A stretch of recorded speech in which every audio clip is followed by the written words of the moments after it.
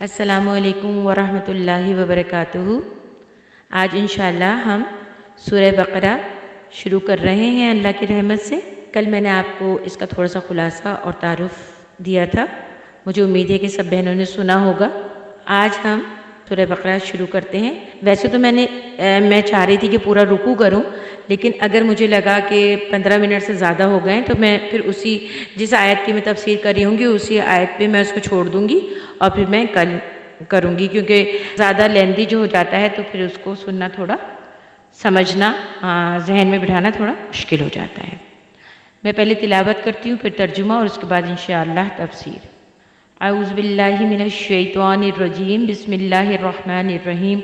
الف لام میم، ذالک الکتاب لا ریب فیہ ھدی للمتقین الذین یؤمنون بالغیب ویقیمون الصلاة ومما رزقناہم ینفقون والذین یؤمنون بما انزل الیک وما انزل من قبلک وبالآخرة هم يوقنون أولئك على هدى من ربهم وأولئك هم المفلحون إن الذين كفروا سواء عليهم أنذرتهم أم لم تنذرهم لا يؤمنون ختم الله على قلوبهم وعلى سمعهم وعلى أبصارهم غشاوة ولهم عذاب عظيم صدق اللہ العظیم۔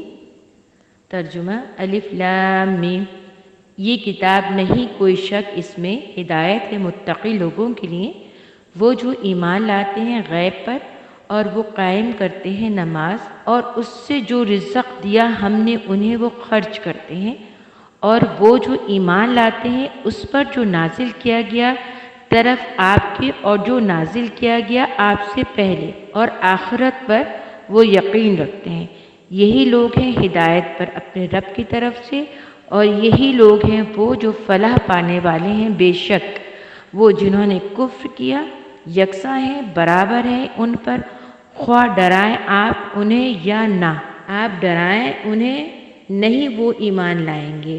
مہر لگا دی اللہ نے اوپر ان کے دلوں کے اور اوپر ان کے کانوں کے اور اوپر ان کی آنکھوں کے پردہ ہے، اور ان کے لیے عذاب ہے بہت بڑا۔ ترجمہ بھی ختم ہوا۔ اچھا، اب الف لام میم جو ہے یہ حروف مقطعات میں سے ہے، اور بہت ساری صورتوں کے آگے قرآن پاک میں ایسے حروف ہیں جو کہ جن کو مقطعات کا مطلب ہوتا ہے توڑ توڑ کے، مطلب ٹوٹے ہوئے، جن کے کوئی معنی نہ بنتے ہوں، ٹھیک ہے۔ اچھا، انہیں حروف مقطعات کہتے ہیں اور اس کا علم صرف اللہ کو ہے۔ اس میں مطلب کوئی تحقیق کے باوجود کچھ ملا نہیں، لہٰذا اس پہ بات کرنا جس میں جو کچھ اللہ تعالیٰ کی طرف سے راز ہے اس پہ بات کرنا نامناسب ہے، ٹھیک ہے۔ اچھا، اب یہ ہے کہ ہم نے یہ پڑھا ہے ذالک الکتاب لا ریب فیہ، کہ یہ کتاب نہیں کوئی شک اس کتاب میں کوئی شک نہیں ہے، ٹھیک ہے۔ اچھا، اس میں اب میں آپ کو ایک بات سمجھا دوں کہ عربی کے اسلوب میں یہ ہے کہ جب آپ وہ پڑھتے ہیں ذالکہ کا مطلب لیتے ہیں تو وہ اس کا مطلب یہ نہیں ہے بلکہ اس کا مطلب ہوتا ہے وہ، کیونکہ عربوں میں یہ عربی زبان کا یہ اسلوب ہے، جب کسی چیز کی شان عظمت بیان کرنی ہو، بلندی بیان کرنی ہو، یا یہی بیان کرنا ہو کہ یہ بڑی شان کا ہے، تو اس کو اشارہ قریب سے نہیں بلکہ بعید سے کیا جاتا ہے۔ کسی چیز کی بلندی کی طرف اشارہ کرنا ہو تو یہ نہیں وہ کہتے ہیں، جیسے اردو میں ہم تم کی جگہ آپ کہتے ہیں کسی کو عزت دینے کے لیے۔ تو یہ وہ کتاب ہے جو ہمارے اور آپ کے سامنے کھلی ہے، اس میں کوئی شک نہیں۔ اچھا، اس کتاب کی اصل لوح محفوظ میں ہے جو ایک بلند مقام پر ہے، اس کے بعد فرشتوں کے پاس ہے اور پھر ہمارے پاس، ٹھیک ہے۔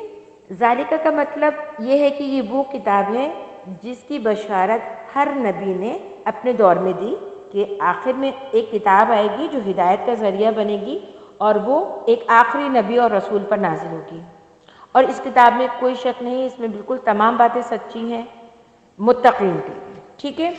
تمام باتیں اس میں سچ۔ اچھا، پہلی بات تو یہ کہ اس کی کتاب الہی ہونے میں کوئی شک نہیں، اس کتاب میں جو احکامات اور ہدایات ہیں وہ بغیر کسی شک و شبہ کے درست ہیں۔ انسان کی لکھی ہوئی کتاب کو 100% شک و شبہ سے بالاتر نہیں سمجھا جا سکتا، کیونکہ انسان کا علم محدود ہے اور اللہ کا علم جو ہے وہ لامحدود ہے۔ اور انسان جب کوئی کتاب لکھتا ہے تو وہ اپنے ذاتی خیالات کی بنا پر لکھتا ہے، لیکن چونکہ یہ کتاب اللہ تعالیٰ کی ہے اس لیے اس کا علم لامحدود ہے اور یقینی ہے۔ پھر یہ بتایا گیا کہ ہدایت ہے ڈرنے والوں کے لیے۔ اچھا، ڈرنے والے کون لوگ؟ وہ متقین۔ متقین کون ہیں؟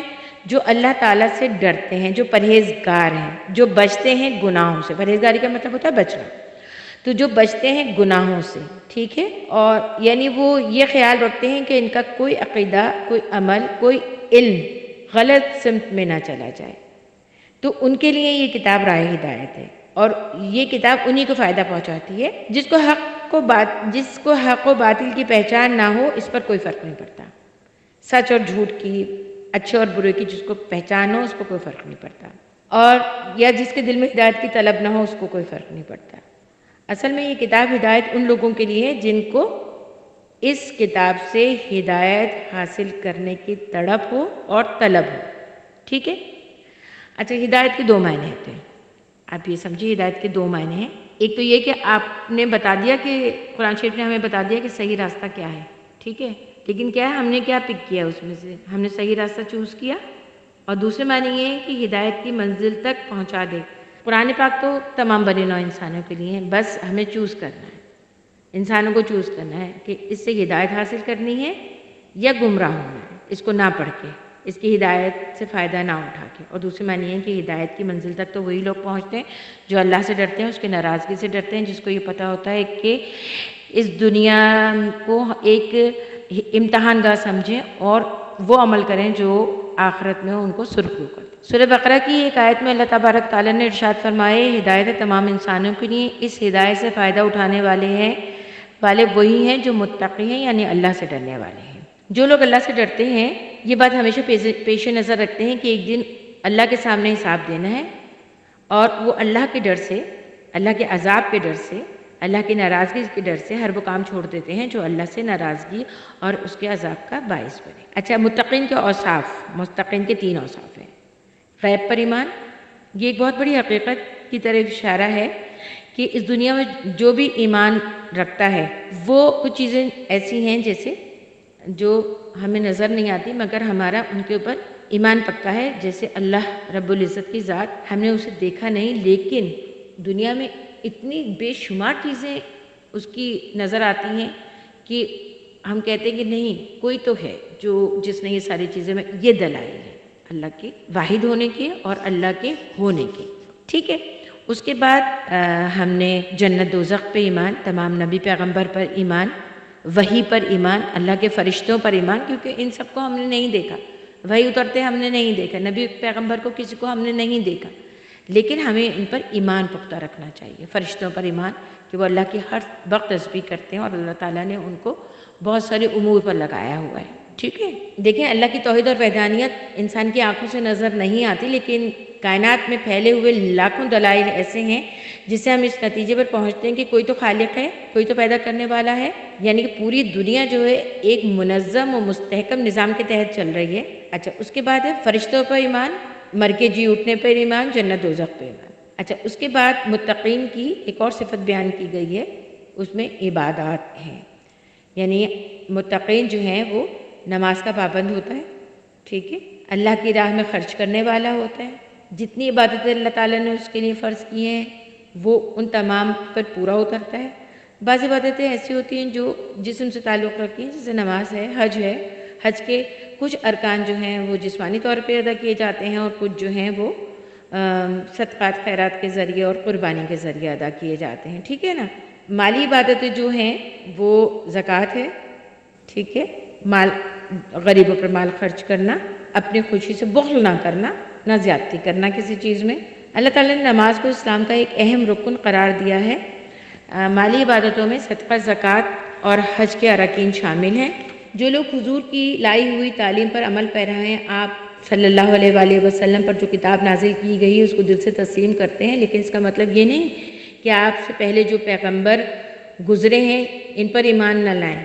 اب اس میں ہم کیا، یہ ہم کون سی آیت پہ پڑھیں؟ والذین یؤمنون بما انزل الیک وما انزل من قبلک، اور وہ جو ایمان لاتے ہیں اس پر جو نازل کیا طرف آپ سے، جو نازل کیا گیا آپ سے پہلے، یعنی کہ جو آپ سے پہلے نبی اور رسول آئے، ٹھیک ہے، اور جو ان پر کتابیں اتری ان پر بھی ایمان لانا بہت ضروری ہے، ان کو بھی درست ماننا بہت ضروری ہے، ان پر ایمان کا ان کے لیے بھی یہ بہت ضروری ہے کہ ہم یہ بات کو تسلیم کریں اور ہم یہ بات مانیں اور اس بات پر ایمان لائیں کہ حضور سے پہلے اور ان سے پہلے جو کتب آئی ہیں ان پر بھی ایمان لائیں۔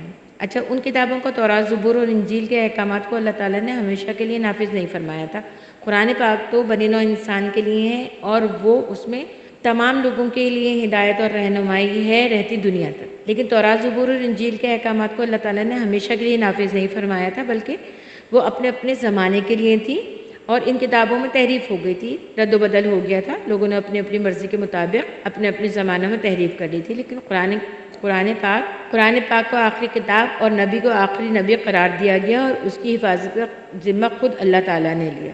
اللہ تعالیٰ کا ارشاد ہے، ہم نے ہی ذکر یعنی قرآن پاک نازل کیا اور ہم اس کی حفاظت کرنے والے ہیں۔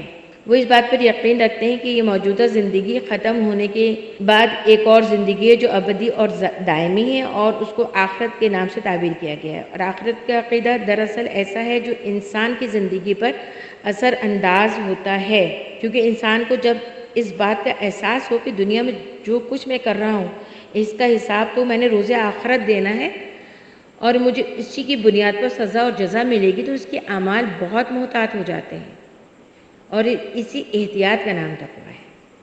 تقویٰ کس کا نام ہے؟ اسی احتیاط کا نام تقویٰ ہے کہ ہم بہت سنبھل کے اللہ کی رضا کے لیے سارے کام کریں، اس کے احکامات پر عمل کریں۔ اچھا، متقین کی صفت بیان کرنے کے بعد اللہ تعالیٰ نے ان لوگوں کا انجام بھی بیان فرمایا کہ یہی لوگ ہیں جو اپنے پروردگار کی طرف سے صحیح راستے پر ہیں، اور یہی ہیں وہ لوگ جو فلاح پانے والے ہیں۔ یعنی آپ بھی دیکھیں نا، شروع میں جو ہم نے بات کی کہ اسی بات کی طرف اشارہ چلا جاتا ہے کہ فائدہ انہی لوگوں کو ہوگا جو متقین ہوں گے، جو ہدایت حاصل کرنے کی طلب رکھتے ہوں گے، یہ لوگ دنیا اور آخرت دونوں میں کامیاب ہوں گے۔